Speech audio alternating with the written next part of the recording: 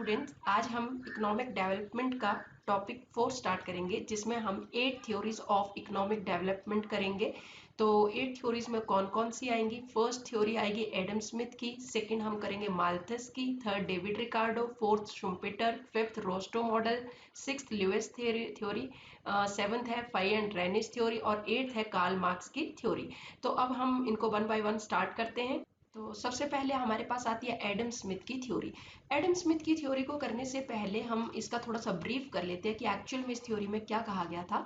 Adam Smith ये कहते थे कि किसी भी इकोनॉमी को डेवलप करना है तो उसके लिए कैपिटल एक्यूमुलेशन बहुत जरूरी है, और कैपिटल एक्यूमुलेशन के लिए उन्होंने फोकस किया था सेविंग्स को, और सेविंग्स को अगर बढ़ाना है तो उन्होंने कहा था कि हम जितनी कंजूसी करेंगे, पर्सी मनी की बात की थी, तो जितनी कंजूसी करेंगे उतनी सेविंग्स बढ़ेंगी, और सेविंग्स बढ़ेंगी तो कैपिटल एक्यूमुलेशन होगा, और जितना कैपिटल एक्यूमुलेशन होगा उतनी ही वो इकोनॉमी जो है वो डेवलप होती है।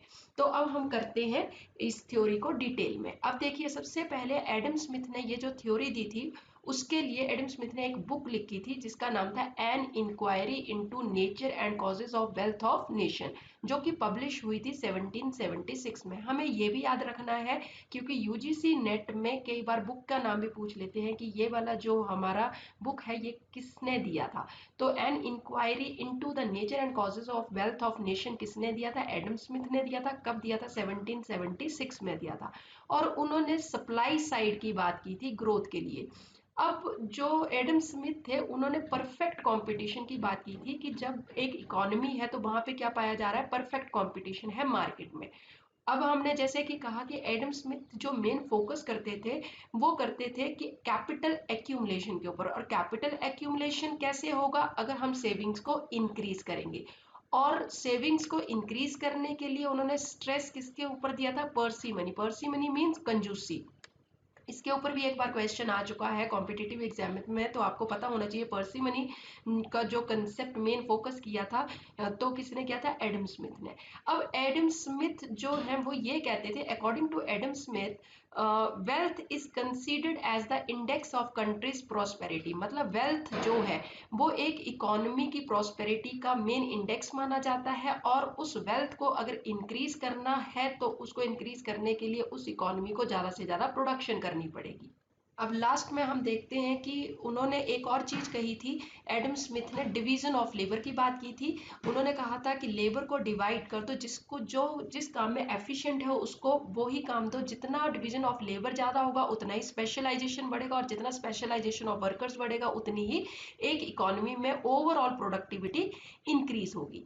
अब हमारे पास एडम स्मिथ ने इसके, ये बहुत इंपॉर्टेंट पॉइंट है बेटा, इसके ऊपर इन्होंने कहा था कि इनविजिबल हैंड का जो कंसेप्ट है वो किसने दिया था? एडम स्मिथ ने दिया था। इनविजिबल हैंड का मतलब क्या होता है? जब एक कैपिटलिस्टिक इकोनॉमी होती है तो उसमें हर कोई जो है अपने ही मतलब वेल्थ को इंक्रीज करने की बात करता है, अपने बारे में सोचता है। तो इस तरह से जब सारी इकोनॉमी के लोग अपने बारे में सोचेंगे और अपना ज्यादा से ज्यादा वेलफेयर इंक्रीज करने की बात करेंगे तो पूरी इकोनॉमी का वेलफेयर बढ़ेगा। तो इसलिए उन्होंने इनविजिबल हैंड की बात की थी। तो इसके ऊपर भी एक क्वेश्चन एक बार आ चुका है यूजीसी नेट इकोनॉमिक्स में कि इनविजिबल हैंड का जो कंसेप्ट है वो किसने दिया था? तो वो एडम स्मिथ ने दिया था। अब नेक्स्ट थ्योरी स्टार्ट करते हैं हम। अब सेकेंड थ्योरी हमारे पास आ जाती है माल्थस की थ्योरी। तो हम थोड़ा सा पहले इसको ब्रीफ कर लेते हैं। माल्थस जो थे उन्होंने इकोनॉमिक डेवलपमेंट के लिए ये कहा था कि एक इकोनॉमी को डेवलप होना है तो पॉपुलेशन जो है उसको कंट्रोल करना पड़ेगा, क्योंकि पॉपुलेशन अगर बहुत ज्यादा होगी तो अगर फूड प्रोडक्शन हम जो भी प्रोड्यूस करेंगे पॉपुलेशन ही खा जाएगी, और जब पॉपुलेशन उस प्रोडक्शन को कंज्यूम कर लेगी तो वो इकोनॉमी डेवलप हो ही नहीं सकती। तो मेन फोकस जो था उनको पॉपुलेशन को कंट्रोल करने का था, और किस तरह से पॉपुलेशन को कंट्रोल किया जाएगा वो हम आगे चल के करेंगे। तो अब हम इस थ्योरी को डिटेल में कर लेते हैं। तो देखिए, माल्थस ने एक बुक लिखी थी, essay on the principle of population. तो हमें ये बुक का नाम याद रखना है। माल्थस ने दो व्यूज दिए थे, टू व्यूज दिए थे। एक थ्योरी ऑफ पॉपुलेशन थी और एक इफेक्टिव डिमांड थी। अब हमारे पास जो मेन चीज है बेटा, इसमें ये जो पॉइंट है बहुत इंपॉर्टेंट पॉइंट है, क्योंकि यहाँ पे ये कहा गया था माल्थस पहले क्लासिकल इकोनॉमिस्ट थे जो कि डिमांड साइड को फोकस करते थे। अदरवाइज हमारे जितने भी क्लासिकल्स हुए हैं उन्होंने हमेशा सप्लाई साइड को फोकस किया है, और उस क्लासिकल्स ने ये भी कहा था कि supply creates its own demand, but जो माल्थस थे फर्स्ट इकोनॉमिस्ट थे, क्लासिकल इकोनॉमिस्ट थे, जिन्होंने डिमांड साइड को फोकस किया था। एक बार यूजीसी नेट में एक क्वेश्चन पूछा जा चुका है कि कौन सा ऐसा क्लासिकल इकोनॉमिस्ट है जिन्होंने डिमांड साइड को फोकस किया है, तो वो माल्थस थे। अब माल्थस ने क्या कहा था कि एक इकोनॉमी को अगर डेवलप होना है तो उसको फंड्स की रिक्वायरमेंट होती है, और फंड्स कहाँ से आएंगे, वो सेविंग से आएंगे। और सेविंग कौन करेगा, लैंडलॉर्ड, और इन्वेस्टमेंट से होगी, इन्वेस्टमेंट कौन करेगा, कैपिटलिस्ट करेंगे। तो उससे इकोनॉमी को जो फंड जनरेट करने की जरूरत है वो यहाँ से आ जाएंगे। उसके बाद उन्होंने कहा था माल्थस ने कि एक इकोनॉमी में पॉपुलेशन ग्रोथ और फूड सप्लाई में इम्बैलेंस होता है। इम्बैलेंस क्यों होता है, उन्होंने ये कहा था एक इकोनॉमी में इसलिए इम्बैलेंस होता है between population growth and food supply, क्योंकि पॉपुलेशन जो ग्रो करती है वो ज्योमेट्रिक रेशियो से करती है। ज्योमेट्रिक रेशियो का मतलब 2 से 4, 4 से 8, 8 से 16, इस तरह से। मगर जो फूड सप्लाई है वो इंक्रीज होती है अर्थमेटिक रेशियो से। अर्थमेटिक रेशियो का मतलब 1, 2, 3, 4।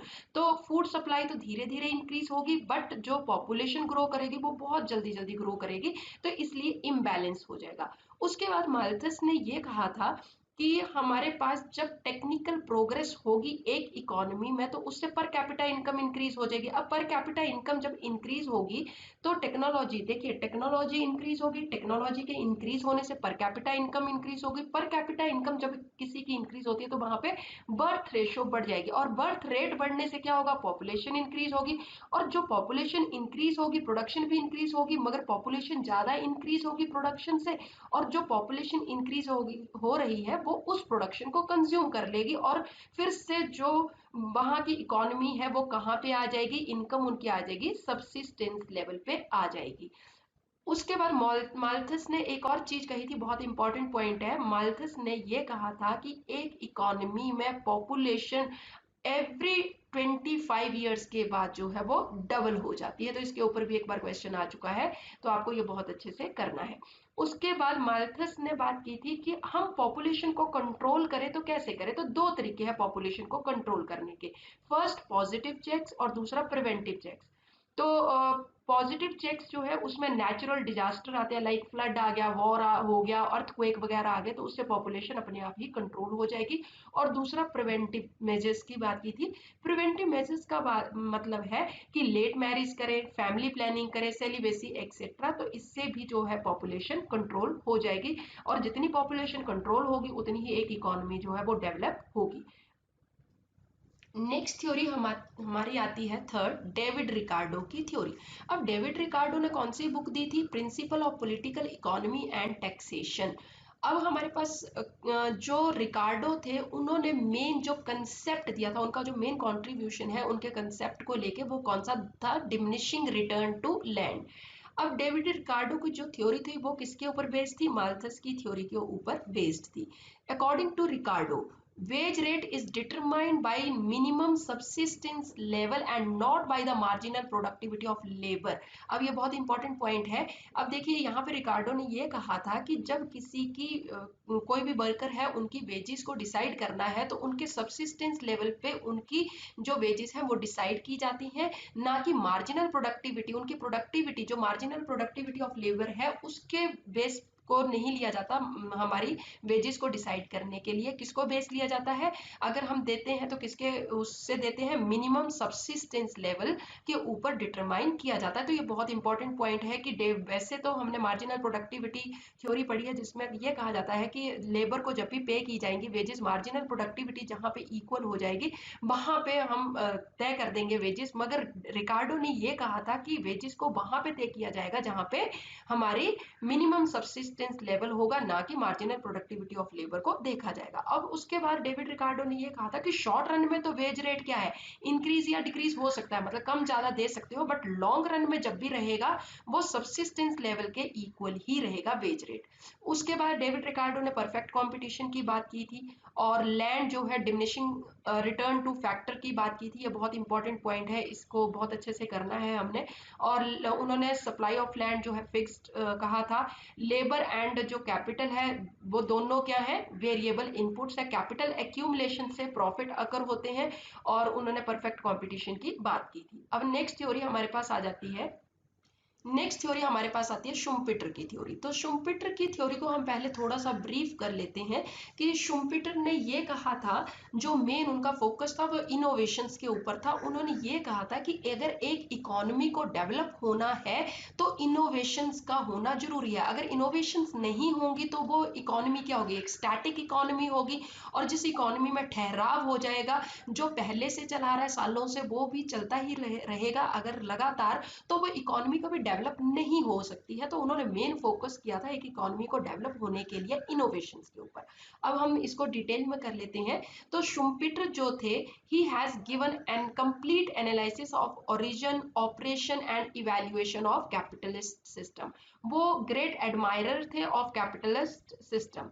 उन्होंने दो मेन कंसेप्ट दिए थे। कौन से कंसेप्ट थे, एंटरप्रेन्योर और इनोवेशंस, और तीन इकोनॉमिक फैक्टर्स दिए थे। इकोनॉमिक फैक्टर्स कौन कौन से हैं, first is circular flow, second is innovation and third is crisis और एंड ऑफ कैपिटलिस्ट सिस्टम। तो अब हम इनको कर लेते हैं पूरा कि किस तरह से सर्कुलर फ्लो होता है, इनोवेशंस होती है और कैसे हमारा कैपिटलिस्ट सिस्टम जो है वो खत्म होता है। तो सबसे पहले हम बात करते हैं सर्कुलर फ्लो। सर्कुलर फ्लो क्या होता है, सर्कुलर फ्लो का मतलब इकोनॉमी में एक जो एक्टिविटी चल रही है वो रेपिटेटिव नेचर की होंगी, मतलब बार बार वही एक फ्लो बन जाएगा, जो हो रहा है वही होता रहेगा। और ये कहाँ पे होगा, एक स्टेशनरी स्टेट की इकोनॉमी है जहाँ ठहराव आ गया है, मतलब वहां पे कुछ भी नया नहीं हो रहा है। और जब वहां ठहराव आ गया वहां पे क्या होगा, डिमांड सप्लाई के इक्वल होगी और कोई वेस्टेज ऑफ रिसोर्सेज नहीं होगी, क्योंकि वहां पे परफेक्ट कॉम्पिटिशन होगा। और यहाँ पे कोई प्रॉफिट भी ज्यादा नहीं होंगे, क्योंकि प्राइसेस जो हम वो इक्वल टू एवरेज कॉस्ट होंगे। मगर उन्होंने जो शुम्पिटर थे उन्होंने कहा था कि एक इकोनॉमी को अगर डेवलप होना है तो वहां पे क्या है, इनोवेशंस का होना जरूरी है, क्योंकि इनोवेशंस के थ्रू ही एक इकोनॉमी जो है वो डेवलप हो सकती है। तो इनोवेशंस में उन्होंने किस किस चीज को इंक्लूड किया था, इनोवेशंस का मतलब है कोई नया प्रोडक्ट लॉन्च कर दो तो इनोवेशन है, कोई नया मेथड ऑफ प्रोडक्शन आ जाए, या नई मार्केट ओपन हो जाए, या न्यू सोर्स ऑफ मटेरियल मिल जाए, तो ये सारे के सारे इनोवेशंस के अंडर आ जाते हैं।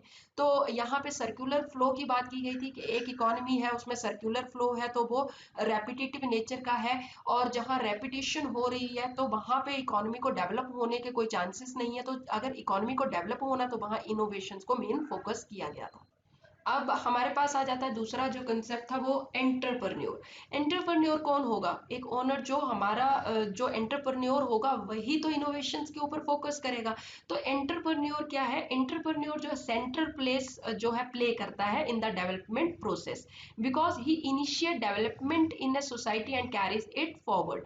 अब एंटरप्रेन्योर जो होगा वो डिफरेंट होगा फ्रॉम मैनेजरियल एक्टिविटी, मतलब मैनेजर अलग होगा और एंटरप्रेन्योर अलग होगा। अब दो चीजें जरूरी हैं एंटरप्रेन्योर को भी डेवलपमेंट प्रोसेस को परफॉर्म करने के लिए। फर्स्ट इज टेक्निकल नॉलेज, उसको टेक्निकल नॉलेज होना जरूरी है कि अगर नई प्रोडक्शन करनी है तो उसके लिए उसको टेक्निकल नॉलेज का होना जरूरी है। दूसरा, उसको पैसे की जरूरत है, फाइनेंस आएगा। तो फाइनेंस कहाँ से आएगा, वो क्रेडिट से आएगा। तो इसके लिए उन्होंने मेन फोकस जो किया था यहाँ पे, एक इकोनॉमी को डेवलप होने के लिए जो इनोवेशंस करनी है तो इनोवेशंस के लिए जो एंटरप्रेन्योर पैसा अरेंज करेगा वो कहाँ से करेगा, क्रेडिट से करेगा। क्रेडिट मतलब बैंक क्रेडिट, मतलब बैंक से उधार लेगा, क्योंकि इकोनॉमी को डेवलप करना है तो इनोवेशन जरूरी है। और इनोवेशंस के लिए जो पैसा लगेगा बहुत ज्यादा पैसा चाहिए, और वो पैसा अपने पास से तो पॉसिबल नहीं है, और अगर अपने पास है भी तो उसको लगाना अच्छा नहीं समझा जाता, क्योंकि रिस्क ज्यादा होता है। तो इसलिए यहाँ पे बैंक क्रेडिट की बात की थी कि एक्सपेरिमेंट करने हैं तो उससे लिए बैंक से उधार ले लो। अब यहाँ पे एंटरप्रेन्योर जो है, एंटरप्रेन्योर में रोल ऑफ प्रॉफिट आएगा, क्योंकि एंटरप्रेन्योर इनोवेशंस करेगा किस लिए करेगा, प्रॉफिट अर्न करने के लिए करेगा। और प्रॉफिट क्या होंगे, सरप्लस जितना होगा उसी को प्रॉफिट कहा जाएगा। और सरप्लस किस तरह से कैलकुलेट किया जाएगा, रिसिप्ट में से अगर हम एक्सपेंडिचर को माइनस कर दें तो हमारे पास क्या आ जाएगा, प्रॉफिट आ जाएगा। बट अंडर परफेक्ट कंपटीशन, अगर हम पहले की बात करें जहां स्टैटिक इकोनॉमी चल रही थी तो वहां पे परफेक्ट कंपटीशन होता था, और परफेक्ट कंपटीशन में हमारे पास पॉसिबिलिटी नहीं होती है, क्योंकि जितनी कॉस्ट होती है उतनी ही चीज में प्राइस में बेच दिया जाता है चीजों को, तो वहां पे पॉसिबल नहीं है प्रॉफिट अर्न करना। इसलिए यहाँ पे इनोवेशंस की बात की गई थी, इनोवेशन जरूरी है। प्रॉफिट्स कैसे अराइज होंगे, प्रॉफिट्स के लिए जरूरी है कि इनोवेशंस का होना जरूरी है, और they continue to exist till the innovations become general. और जब इनोवेशंस हो भी जाएंगी, नए एक्सपेरिमेंट करके इनोवेट कर लिया जाएगा किसी चीज को, तो वो कब तक प्रोसेस चलता रहेगा, जब तक वो जनरल ना हो जाए, सब लोग भी उस इनोवेशन के जो प्रोडक्ट आए हैं उनको यूज करना शुरू ना कर दें सारे कॉम्पिटिटर्स। तो देखिए यहाँ पे हमने बात की थी अभी सर्कुलर फ्लो की, तो सर्कुलर फ्लो को तोड़ने के लिए हमने क्या किया था, इनोवेशंस की बात की थी। तो breaking of the circular flow, अगर सर्कुलर फ्लो को ब्रेक करना है तो उसके लिए इनोवेशन जरूरी है। और इनोवेशन जो है किस तरह से होंगी, दो तरह से होती हैं हमारे इनोवेशंस, दो तरीके से हो सकती है। पहले हम बात करते हैं क्रिएटिव डिस्ट्रक्शन, बहुत इंपॉर्टेंट पॉइंट है। जो शुम्पीटर थे उन्होंने creative theory of creative destruction भी कहा जाता है। तो क्रिएटिव डिस्ट्रक्शन की बात किसने की थी, शुम्पीटर ने कही थी। उन्होंने ये कहा था कि जब कोई नई चीज आती है तो पुरानी चीज जो है वो खत्म हो जाती है। जैसे हम कहें कि पहले हम टाइपराइटर को यूज करते थे टाइप करने के लिए, बट जैसे ही कंप्यूटर आए तो टाइपराइटर जो है वो अपने आप ही क्या हो गए, डिस्ट्रॉयड हो गए, मतलब उनका यूज बिल्कुल बंद हो गया। तो क्रिएटिव डिस्ट्रक्शन की बात की थी शुम्पीटर ने, और उन्होंने ये कहा था कि जो हमारी इनोवेशंस होती है वो दो तरह से होती हैं, दो वेव में आती हैं, primary wave and secondary wave. तो प्राइमरी वेव में उन्होंने क्या कहा था, जब एक एंटरप्रेन्योर होगा शुरू में तो वो उधार लेगा पैसा कहाँ से, बैंक से, और वो इन्वेस्ट करेगा। इन्वेस्ट करने से क्या होगा, मनी इनकम इंक्रीज होगी। मनी इनकम इंक्रीज होने से क्या होगा, डिमांड फॉर ओल्ड एंटरप्राइजेस की जो डिमांड है वो उनके प्रोडक्ट्स की डिमांड बढ़ेगी, और प्रोडक्ट्स की डिमांड बढ़ने से क्या होगा, ओल्ड जो एंटरप्राइजेस है उनकी प्रोडक्शन बढ़ेगी, और उससे प्रोडक्शन किस तरह से बढ़ रही है, बाय इंक्रीजिंग द बोरोइंग्स, जितनी बोरोइंग्स इंक्रीज होंगी उससे ही ओल्ड एंटरप्राइजेस की प्रोडक्शन बढ़ेगी। अब ये होगी हमारी प्राइमरी वेव। अब सेकेंडरी वेव आएगी, नया प्रोडक्ट लॉन्च होगा, नया प्रोडक्ट लॉन्च होने से ओल्ड प्रोडक्ट जो है वो क्या हो जाएगा, खत्म हो जाएगा, उसकी डिमांड खत्म हो जाएगी, डिमांड उसकी खत्म होगी तो उसके प्राइस भी कम होने शुरू हो जाएंगे, जिसकी वजह से ओल्ड एंटरप्राइजेज जो है वो स्टार्ट्स टू लिक्विडेट, अब हमारा लिक्विडेट होना शुरू हो जाएगा। फिर क्या होगा, इनोवेटर जो है उसने क्या किया, उधार लिया था, उधार का पैसा रीपे करना शुरू कर देगा, जिसकी वजह से अब क्वांटिटी ऑफ मनी जो है, जब रीपे करना बैंक के पास वापस जाना पैसा शुरू हो जाएगा तो इकोनॉमी में पैसा कम हो जाएगा, क्वांटिटी ऑफ मनी कम हो जाएगी, जिसकी वजह से प्राइस डिक्लाइन हो जाएंगे, प्रॉफिट डिक्लाइन हो जाएंगे। प्रॉफिट डिक्लाइन होने से क्या होगा, अनसर्टेनिटी और रिस्क बढ़ जाएगा, इनोवेशन इम्पल्स हो जाएगा, और इसी तरह से सेकेंड वेव भी जो है वो खत्म हो जाएगी।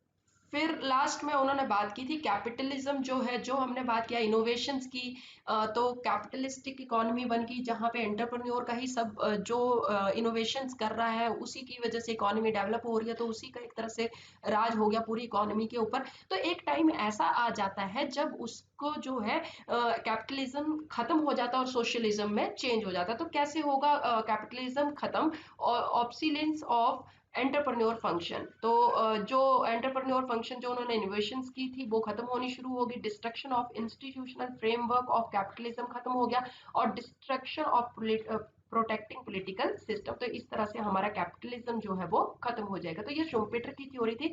उन्होंने मेन फोकस किसको किया था, एंटरप्रेन्योर, एंटरप्रेन्योर इनोवेशंस करेगा, इनोवेशन से वो क्या करेगा, हाई प्राइस चार्ज करेगा, उसके प्रॉफिट्स बढ़ेंगे, उस तरह से इकोनॉमी डेवलप होगी। मगर एक टाइम ऐसा आएगा जब कैपिटलिज्म मतलब वो सब कुछ खत्म हो जाएगा, जब इनोवेशंस जो है वो जनरल हो जाएंगी।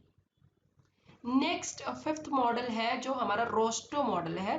तो रोस्टो का मॉडल बहुत इंपॉर्टेंट है, यूजीसी नेट में ऑलमोस्ट इसके ऊपर क्वेश्चन आ जाता है, तो आपको बहुत अच्छे से करना है। तो रोस्टो जो था, रोस्टो जो थे उन्होंने मेन फोकस किया था किसके ऊपर, social and institutional factors for economic development. अब रोस्टो ने 5 स्टेजेस दी थी, ये 5 स्टेजेस बहुत अच्छे से याद करनी है, इनको ऑर्डर में लगाने के लिए भी आ जाती हैं कई बार।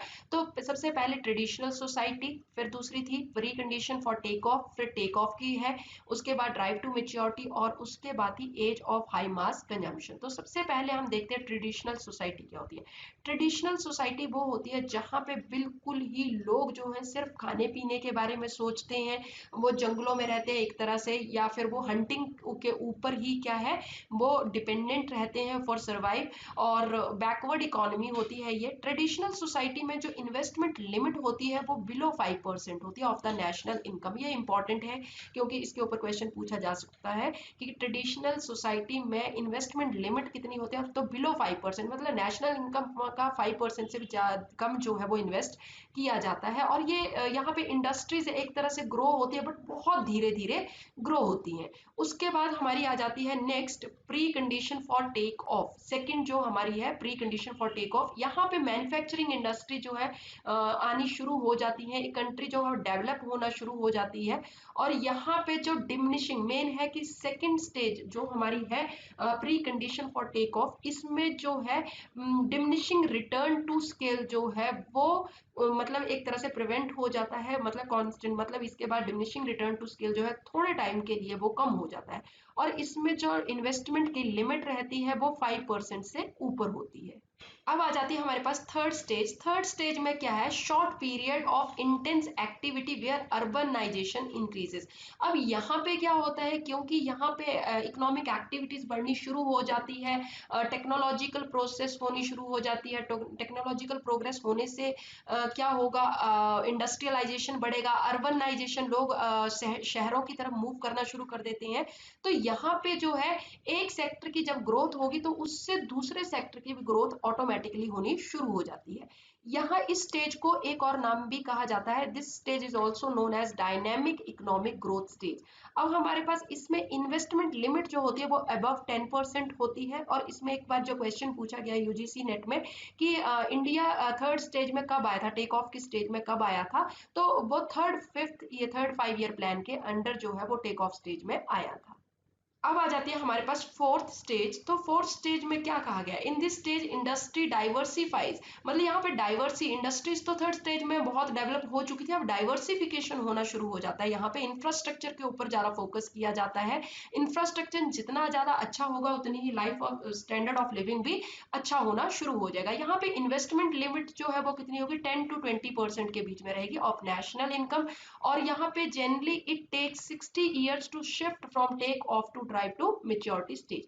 और लास्ट स्टेज जो आती है age of high mass consumption, क्योंकि अब लोगों का स्टैंडर्ड ऑफ लिविंग बहुत अच्छा हो चुका है, तो लोग जो है लग्जरियस लाइफ शुरू कर देते हैं जीना। और यहाँ पे जो है हर चीज जो है वो मतलब थोड़ा सा वो क्या हो जाते हैं, अपनी लाइफ को और ज्यादा अच्छा बेहतर बनाना शुरू कर देते हैं। तो यहाँ पे age of high mass consumption, तो ये 5 स्टेजेस थी रोस्टो की, आपको बहुत अच्छे से करनी है, इसके ऊपर क्वेश्चन आ ही जाता है। नेक्स्ट थ्योरी है हमारे पास ल्यूइस थ्योरी, जिसको utilisation of surplus manpower या अनलिमिटेड सप्लाई ऑफ लेबर भी कहा जाता है। अब यहाँ पे हमारे पास ल्यूइस का पहले मेन कंसेप्ट देख लेते हैं, उन्होंने क्या कहा था। उन्होंने ये कहा था कि जब एक इकोनॉमी अंडर डेवलप होती है तो वहां पे जो प्राइमरी सेक्टर मेन होता है, लोग खेती बाड़ी ही ज्यादा करते हैं, तो उसकी वजह से क्या होता है वहां पे डिस्गाइज्ड अनएम्प्लॉयमेंट होती है, मतलब जहां एक दो लोगों की जरूरत है वहां 4 लोग काम कर रहे हैं, क्योंकि वहां पे इंडस्ट्रीज वगैरह तो है ही नहीं। तो वहां पे हमारी जो मार्जिनल प्रोडक्टिविटी ऑफ लेबर है वो बहुत कम होती है। तो एक इकोनॉमी को अगर डेवलप होना है तो वहां ट्रांसफॉर्मेशन करना शुरू कर दो, मतलब एग्रीकल्चर सेक्टर से लोगों को मूव कर दो टूवर्ड्स इंडस्ट्रीज। तो अब हमारे पास इस थ्योरी में क्या कहा गया था, यहाँ पे जो आर्थर ल्यूइस थे उन्होंने मेन फोकस किया था structural transformation of primary subsistence labour surplus to industrial sector, मतलब यहाँ पे जो प्राइमरी सेक्टर में लेबर है उसको कहाँ की तरफ मूव कर दो, इंडस्ट्रियल सेक्टर की तरफ मूव कर दो। यहाँ पे ये कहा गया था जो अंडर डेवलप्ड कंट्रीज होती हैं वहां मार्जिनल प्रोडक्टिविटी ऑफ लेबर जो है वो जीरो होती है, कई बार नेगेटिव में भी हो जाती है, क्योंकि जहां पे 2 लोगों की जरूरत है वहां पे 4 लोग काम करेंगे तो वहां मार्जिनल प्रोडक्टिविटी क्या होगी, जीरो हो जाएगी या फिर नेगेटिव में भी जा सकती है। तो उन्होंने क्यों ये कहा था, क्योंकि यहाँ पे सरप्लस ऑफ लेबर है, और सरप्लस जहां लेबर होगी वहां पे उनकी सप्लाई, लेबर की सप्लाई क्या हो जाएगी, परफेक्टली इलास्टिक हो जाएगी। ये बहुत इंपॉर्टेंट है कि ल्यूइस मॉडल में जो लेबर सप्लाई होती है वो परफेक्टली इलास्टिक होती है एक स्टेज तक। अब हम क्या करेंगे आगे, देखो ये कि जब परफेक्ट जो इलास्टिक सप्लाई है, अगर बहुत ज़्यादा सप्लाई ऑफ लेबर है तो उनको क्या करो, इंडस्ट्रीज की तरफ मूव करना शुरू कर दो। और जब इंडस्ट्रीज में वो जाएंगे तो इंडस्ट्रीज में जाने के लिए, क्योंकि सप्लाई ऑफ लेबर तो बहुत ज़्यादा है, तो इसलिए वहां पे भी जो वेज रेट सबसिस्टेंस लेवल पे चल रहा है उसी के ऊपर वो काम करने के लिए तैयार हो जाएंगे शुरू में। जिसकी वजह से क्या होगा, उनको मार्जिनल प्रोडक्टिविटी तो ज्यादा होगी मगर उनको कम पे किया जाएगा, जिसकी वजह से एंटरप्रेन्योर जो है वो प्रॉफिट ज्यादा से ज्यादा अर्न करेगा। अब प्रॉफिट जब ज्यादा से ज्यादा उसको मिलने शुरू हो जाएंगे तो वो क्या करेगा, उन प्रॉफिट्स को क्या करेगा, री इन्वेस्ट करेगा। री इन्वेस्ट करने से नई नई इंडस्ट्री शुरू हो जाएंगी। नई नई नई इंडस्ट्री जितनी ज्यादा शुरू होंगी तो लेबर, ज्यादा से ज्यादा लेबर की डिमांड होगी, और एक टाइम ऐसा आएगा जब लेबर की सप्लाई इलास्टिक से क्या हो जाएगी, इन इलास्टिक होनी शुरू हो जाएगी। और यहाँ पे जो पैसा चाहिए, जो फाइनेंस चाहिए इंडस्ट्रीज खोलने के लिए, वो कहाँ से आएगा, arrange from bank credit. Bank credit से पैसा आएगा जो हमारी इन्वेस्टमेंट को बढ़ाना है उसके लिए। अब ये जब डेवलपमेंट की प्रोसेस शुरू हो जाएगी तो एक टाइम ऐसा भी आ जाएगा अकॉर्डिंग टू ल्यूएस कि जब ये प्रोसेस जो है वो खत्म हो जाएगा, डेवलपमेंट का प्रोसेस जो है वो खत्म भी हो सकता है, मगर वो कब होगा, या तो जितनी भी लेबर सप्लाई थी वो सारी की सारी इंडस्ट्रियल सेक्टर में एब्जॉर्ब होगी, या फिर जो डिमांड फॉर लेबर थी वो बहुत ज्यादा बढ़ गई जिसकी वजह से वेज रेट इंक्रीज होना शुरू हो गया, या फिर रूरल सेक्टर जो है उन्होंने बेटर टेक्नोलॉजीज जो है, बेटर टेक्निक्स ऑफ प्रोडक्शन शुरू कर दी, तो जिसकी वजह से सारी की सारी डिस्गाइज्ड अनएम्प्लॉयमेंट थी वो खत्म हो गई वहां पे। या वर्कर जो है वही ट्रेड यूनियन बना लेंगे जिसकी वजह से वो लेबर की जो सॉरी वर्क वेजेस की ज्यादा डिमांड करेंगे। तो यहाँ पे उसकी वजह से जो प्रोसेस ऑफ डेवलपमेंट है वो खत्म होनी शुरू हो जाएगी, एंड पे आनी शुरू हो जाएगी। तो कंक्लूजन हमारा क्या निकलता, the exhaustion of surplus labour brings the process of development to an end. Next theory है हमारी फाई एंड रेनिस की थ्योरी। ये एक्सटेंशन था ल्यूइस का ही, और इन्होंने 1964 में अपनी थ्योरी दी थी। ये किसका एक्सटेंशन है, ल्यूइस मॉडल का ही है। यहाँ पे अनलिमिटेड सप्लाई ऑफ लेबर की बात की गई थी। यहाँ पे मेन जो एक कंसेप्ट है वो याद रखने वाला है कि यहाँ पे constant return to scale with labour as a variable factor. Labour की जो हमारी क्या होगी, कांस्टेंट रिटर्न टू स्केल होगा लेबर से। और ये ड्यूअल सेक्टर मॉडल की बात की गई थी यहाँ पे, और यहाँ पे भी यही बात की गई थी कि लेबर सप्लाई को धीरे धीरे प्राइमरी सेक्टर से इंडस्ट्रियल सेक्टर की तरफ मूव करना शुरू कर दो अगर एक इकोनॉमी को डेवलप करना है। अब यहाँ पे इस मॉडल की कुछ एक एजम्पशंस हैं, तो वो एजम्पशंस क्या है, economy is facing technological dualism. हमने यही कहा कि टेक्नोलॉजिकल ड्यूअलिज्म होगा यहाँ पे। It is possible to transfer agriculture labour to non agriculture sector में हम मूव कर सकते हैं। उसके बाद लेबर जो है डिस्गाइजली अनएम्प्लॉयड होती है एग्रीकल्चर सेक्टर में, और MP marginal product of labour यहाँ पे भी क्या होता है, जीरो होता है। और industrial sector makes use of labour intensive technique so as to absorb maximum labour. अब यहाँ पे जिस तरह से हम कह रहे हैं कि डिस्गाइज अनएम्प्लॉयमेंट होती है क्योंकि सरप्लस लेबर होती है, तो यहाँ पे जब वो मूव करेंगे दूसरी तरफ इंडस्ट्रियल सेक्टर की तरफ, तो उसकी वजह से क्या हो जाएगा, एक इकोनॉमी जो है वो डेवलप होना शुरू हो जाएगी। तो यहाँ पे देखिए क्वेश्चन भी आया हुआ है यूजीसी नेट में। तो ये क्या क्वेश्चन आया हुआ था, Fei Ranis theory of economic development is based on dualistic approach. हमने किया ड्यूअलिस्टिक अप्रोच होती है इसकी। तो हम अब हमारे पास आती है last theory, Karl Marx theory of development. तो कार्ल मार्क्स ने क्या बात की थी कि कैपिटलिज्म सिस्टम जो है उसको कैसे सोशलिज्म में चेंज किया जाता है। तो कार्ल मार्क्स क्या थे, फादर ऑफ साइंटिफिक सोशलिज्म थे।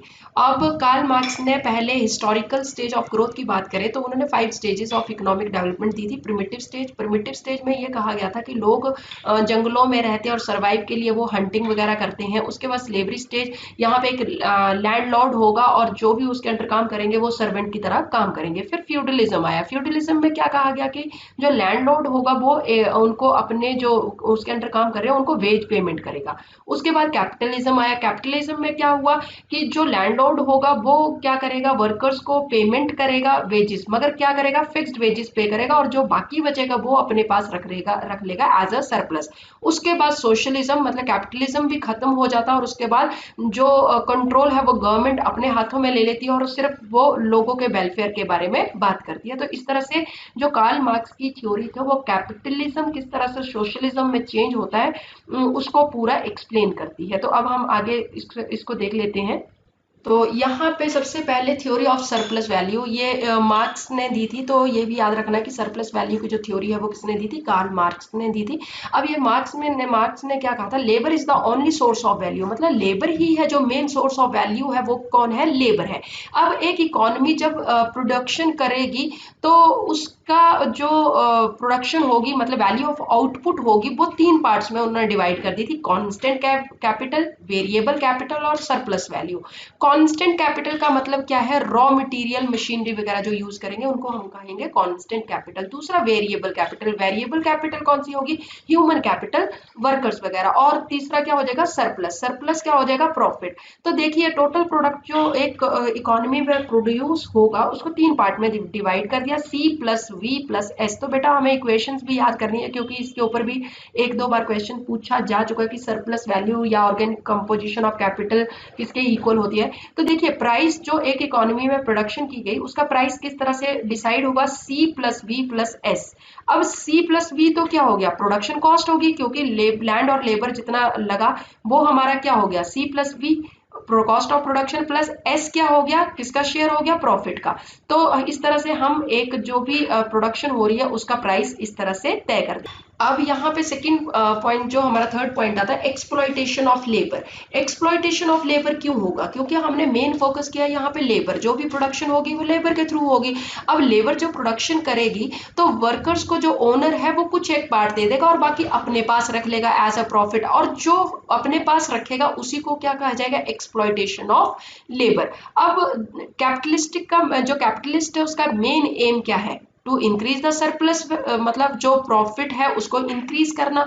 Therefore variable capital is the only source of surplus value and the proportion of surplus value to variable capital is the rate of exploitation. तो उन्होंने क्या कहा था कि रेट ऑफ एक्सप्लॉइटेशन जो हमारे पास, उन्होंने जो कार्ल मार्क्स थे उन्होंने तीन तरह के रेट दिए थे इसको एक्सप्लेन करने के लिए। कौन कौन से रेट थे, फर्स्ट एक्सप्लॉइटेशन रेट, हमें इनके फॉर्मूले याद करें। तो एक्सप्लॉइटेशन रेट किस तरह से कैलकुलेट करेंगे कि एक्सप्लॉइटेशन रेट होगा according to him the rate of exploitation mean the ratio between the surplus value and the variable capital.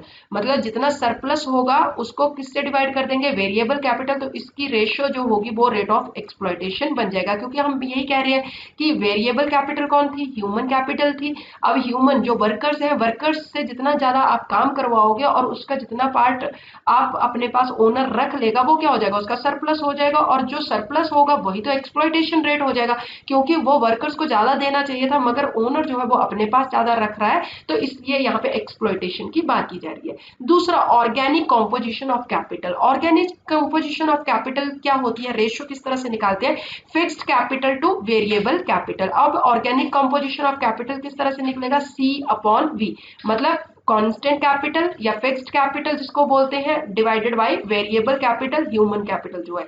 According to Marx, as capitalism develop, जैसे जैसे कैपिटलिज्म डेवलप होता है, वैल्यू ऑफ सी, मतलब जो हमारी फिक्स्ड कैपिटल है, मतलब मशीनरी वगैरह जो, उसको ज्यादा यूज करना शुरू कर देते हैं और लेबर को वहां से सब्सटीट्यूट करना शुरू कर देते हैं विद द मशीन। तो इसका क्या आगे जाके इम्पैक्ट होगा वो भी हम देखेंगे। तो पहले हम देख लेते हैं थर्ड जो रेशियो है वो कौन सी है।